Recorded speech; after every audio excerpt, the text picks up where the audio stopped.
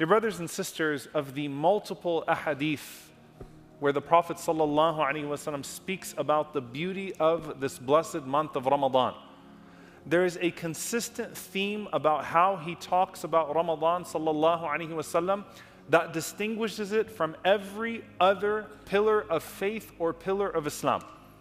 Whether it is Arkanul Iman or Arkanul Islam, the articles of faith or the pillars of Islam themselves. It's a unique way that the Messenger of Allah ﷺ taught us to address this month, which is as a guest that visits us. And there is no other pillar of Islam that visits upon us like the month of Ramadan. There is no pillar of Islam that is a season except for the pillar of Ramadan. And that's why when the Messenger of Allah ﷺ says, إِذَا جَاءَ Ramadan, when Ramadan comes to you, فُتِحَتْ أَبْوَابُ الْجَنَّةِ وَغُلِقَتْ أَبْوَابُ النَّارِ, that the gates of paradise are opened, and that the gates of hellfire are shut, and that the shayateen are chained away. In another narration, the Prophet ﷺ says in Sunnah Nasa'i, أَتَاكُمْ Ramadan. Ramadan has come to you. Think about that as we enter into this blessed month, that you did not go to Ramadan. Ramadan has come to you. Allah sent you a guest in Ramadan. Atakum Ramadan. And he said, sallallahu alayhi wasallam, shahrun mubarak, a blessed month. فرض الله عز وجل عليكم صيامه. Allah subhanahu wa ta'ala has made obligatory for you its fasting. تفتح فيه أبواب السماء وتغلق فيه أبواب الجحيم. It opens with it the gates of paradise, the gates of the heavens, and it shuts the gates of the fire. And he said, sallallahu alayhi wasallam, that it puts away the great devils, or the most severe or the strongest of the shayateen. Lillahi fihi laylatun khayru min alfi shahr. And Allah subhanahu wa ta'ala has placed within that month a night that is better than 1,000 months. Man hurima khayraha faqad hurim. Whoever is deprived of its goodness, indeed is one deprived of goodness. Let's take a step back, inshaAllah ta'ala, and let's think about what it means to treat Ramadan like a guest and what the implications of that are. Number one, when you look at Ramadan, this was not a manifestation of something that you had due upon you from Allah subhanahu wa ta'ala. This is a season that represents Allah's intention towards the creation as a whole. As Ibn Rajab rahimahullah ta'ala explains, this defines the nature of the relationship between us and Allah subhanahu wa ta'ala. That Allah Azza wa Jal, who has already given you a religion that is not difficult to practice. 5 times a day is not difficult to pray. 2.5% is not difficult for zakah. Hajj already has within it its concessions. The halal and the haram are reasonable once they become undue burdens or it veers into the realm of dire need. Allah subhanahu wa ta'ala permits what is ordinarily forbidden. But Allah subhanahu wa ta'ala's intention towards His creation to forgive them, to show mercy to them, so long as they turn back to Him subhanahu wa ta'ala, to open up doors of mercy that they could not attain on their own. That this month actually represents the entire nature of the relationship between the Creator and the creation. It has come to you as a guest. And when you approach it as a guest, here's what you think of. When a guest is to come to you, how have you prepared the home before that guest has arrived? Now I know for many of us, it's like, well, wait a minute, Ramadan starts tonight. How is it that we're already talking about Ramadan coming and still reflecting on how we didn't get the house in order? But you know what it's like when the guest has arrived and you still just have a few minutes to get things in order. That means putting the furniture in its place. That means removing whatever has been discarded on the ground. That means doing your last minute cleanup before the month arrives. And the house, in the case of the guest of Ramadan, is your heart. And that means that your heart and your mind need to go through a quick last minute cleanup as Ramadan shows up tonight. That means, for some, deleting some of your apps. That means making certain commitments about what you're going to engage and not engage. You have to clean up the garbage before you put the pillow in its place. That means if you haven't yet relinquished the grudges that you were to relinquish in Sha'ban, now would be a good time to send someone a Ramadan Mubarak text and to let it go. Put your house in order with the last few moments that you have before the month actually arrives, because the most noble guest of the year is knocking at the door. And as you go and you receive that guest, where you place that guest is a sign of how much you honor that guest. Do you put them on the floor? Do you put them in the corner? Or do you put them on the best chair in the house and direct your attention towards that guest? Do you engage that guest with your entire family, where everyone has to sit and pay attention to that guest and engage with what Allah subhanahu wa ta'ala has sent in that guest of mercy and blessings to the whole family? Or is it just you and everybody else can go about doing their own thing, putting their feet up on the couch, playing their video games and doing whatever? Everybody in the house turns their attention towards that guest. Do you prepare things for that guest? Do you bring it nourishment?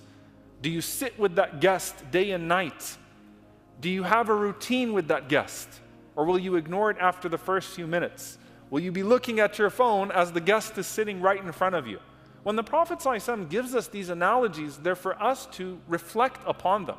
Not just to say, that sounds great and sounds wonderful in a hadith, but to actually treat it like a noble guest, as the Messenger of Allah ﷺ said, that commands your attention at the end of the day.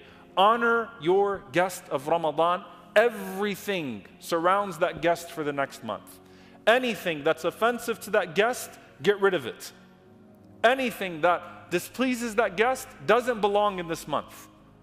Because this guest comes once a year and it might never visit you again. It has that much consequence to it. So when the Prophet ﷺ says, "O people, atakum Ramadan, ja'akum Ramadan," Ramadan just came to you. A month has just arrived. Let it into your house and treat it the way it deserves to be treated. Now, if you continue along with this hadith, you'll notice that there is an excitement that the Prophet ﷺ is also trying to convey, which is a part of the ibadah. And inshallah ta'ala, one of the nights of Ramadan, we'll do a deeper breakdown of the comparisons between salah and siyam, prayer and fasting. But here's something to consider. Allah subhanahu wa ta'ala says, وَاسْتَعِينُوا بِالصَّبْرِ وَالصَّلَاةِ. Hold on to a sabr, which is patience. But sabr actually means here as-siyam, as Ibn Abbas radiallahu anhuma said. It means fasting. Hold on to, come closer with fasting and prayer. وَإِنَّهَا لَكَبِيرَةٌ إِلَّا عَلَى الْخَاشِعِينَ. And verily it is difficult except for upon people of humility. It's a burden except upon people of humility. And so, as the ulama mentioned, the excitement is ibadah, and in the same ways that the Prophet ﷺ would welcome the salah, and he saw the salah as relief, while other people see the salah as a burden, a physical burden, Ramadan carries similar connotations. And so as it comes to you, say Alhamdulillah. Because when we think about the Sahaba longing for Ramadan for 6 months, that longing was not empty. They were preparing for it for 6 months. And if you're a latecomer to welcoming it back, then think about how you greet it with excitement today. Alhamdulillah, we're so happy to see you.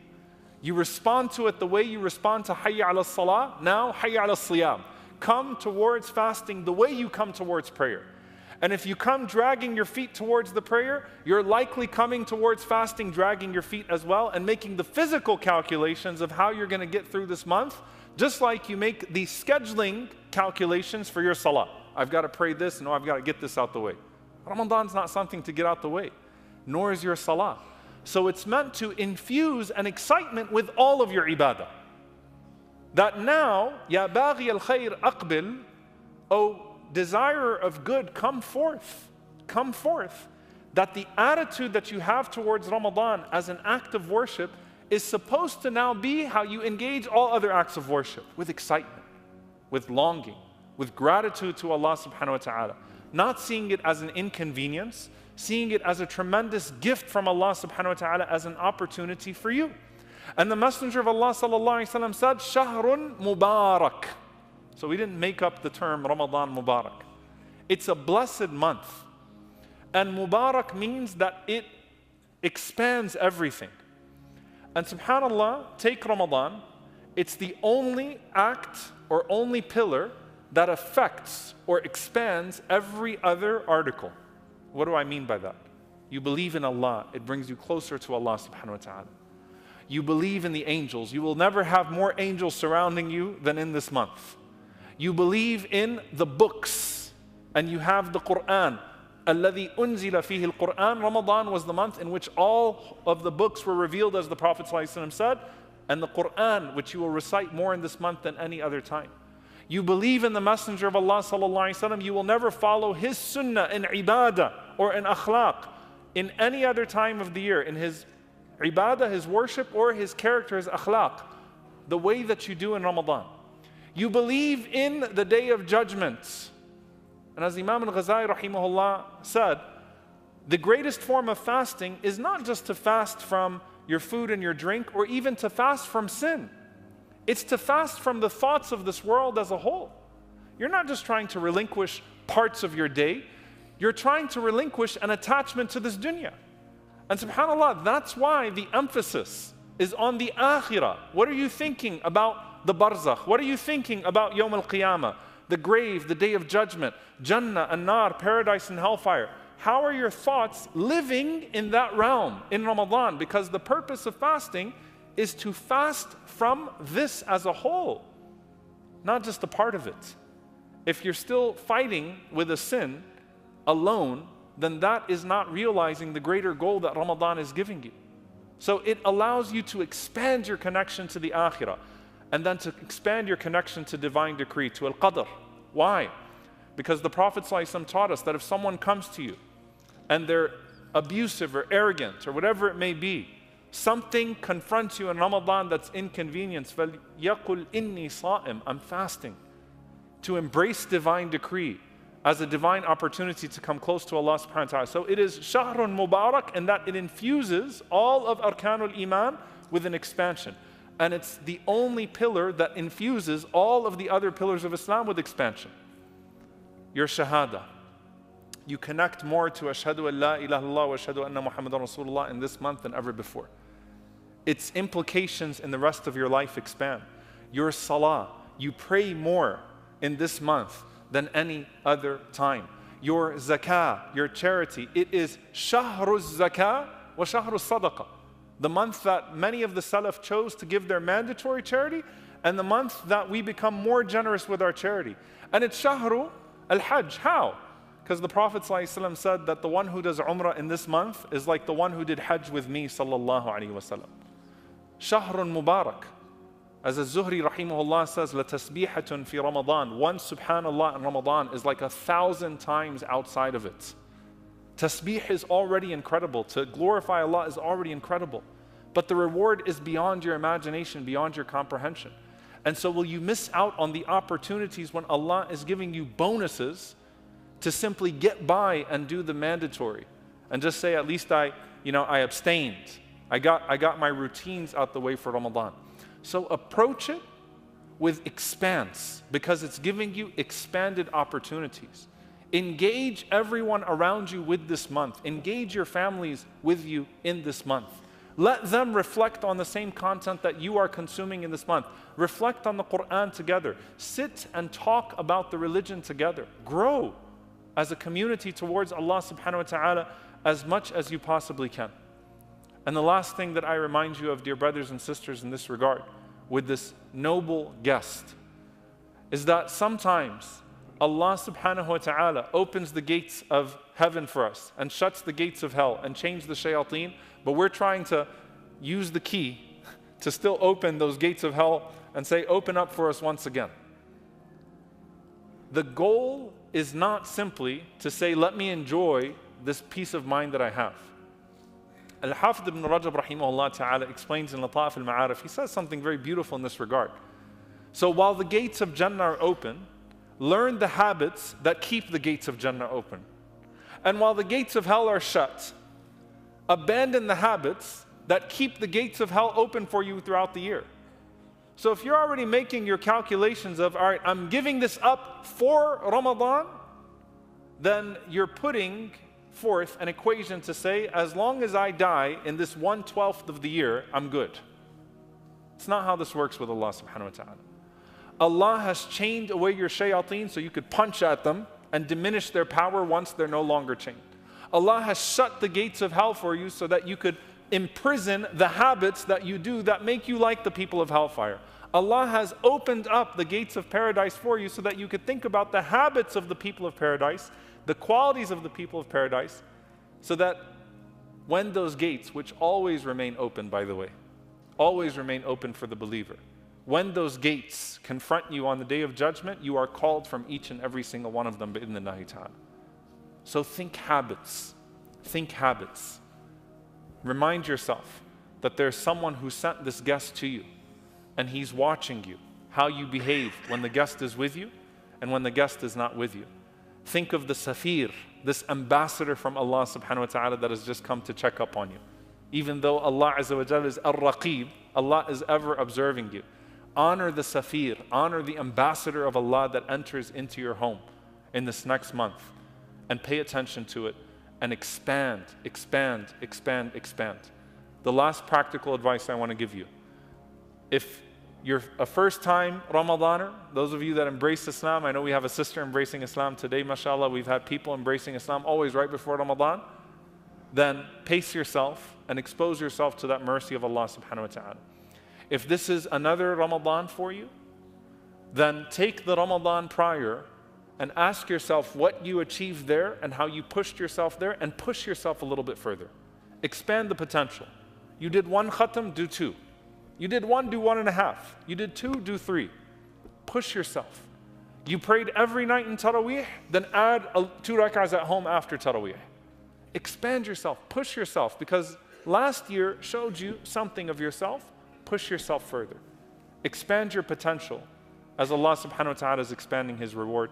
We ask Allah subhanahu wa ta'ala to make this a month of forgiveness and mercy for us all, to make it a month of victory for the oppressed, for our brothers and sisters in Palestine, in Sudan, and all over the world. And we ask Allah subhanahu wa ta'ala to not make us amongst those who are deprived, but amongst those who present themselves to the season of mercy, who honor this guest, and who honor the one who sent the guest, Allah subhanahu wa ta'ala, and make us like His most beloved creation, Muhammad sallallahu alayhi wa sallam. Allahumma ameen.